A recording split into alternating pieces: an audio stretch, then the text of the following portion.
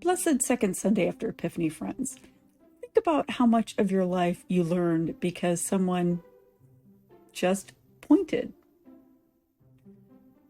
out, try this, watch me, learn this song, come with me to this place. Most of what matters didn't come out of a textbook. It came through a person who referred you to something bigger. That is exactly what is happening in today's gospel. John the Baptist sees Jesus walking by and says, "Here is the Lamb of God who takes away the sin of the world." John has spent his ministry getting people ready, but when Jesus shows up, John doesn't cling to the spotlight. He points away from himself. His testimony is simple and bold. There. That's the one. Then something very ordinary but very holy happens. 2 of John's disciples hear him, and then they follow Jesus. When Jesus notices that they're trailing behind, he turns and asks, "What are you looking for?" They don't give him a big speech. They just ask, "Rabbi, where are you staying?" And Jesus answers with 3 words that could describe the whole Christian life. Well, come and see. One of those disciples, though, happened to be Andrew. After spending time with Jesus, Andrew decides to go to his brother Simon and says, "We have found the Messiah."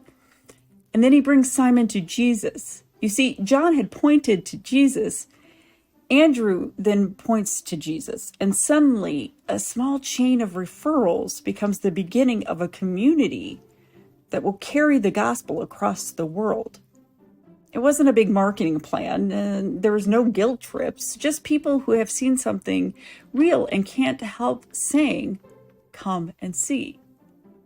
For a ministry like Emissaries of Renewal, this is our lane. Evangelism is not about pressure, tricks, or closing a deal. It is about honest testimony.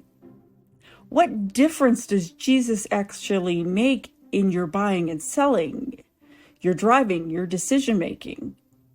Where have you noticed him, even in glimpses, healing something in you or calling you to a different way? That is the place to start speaking. So here's the question this Sunday. Who has been your John the Baptist or your Andrew? Who pointed you toward Jesus, even quietly, maybe even imperfectly? And in this season of Epiphany, who might God be nudging you to become John or Andrew for? A child, a friend, a neighbor, someone who thinks faith is not for them.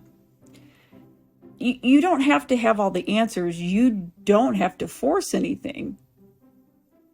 You are simply invited to live and speak in a way that says, with your words and your life, come and see. The chain of witness reached you, but it doesn't have to end there.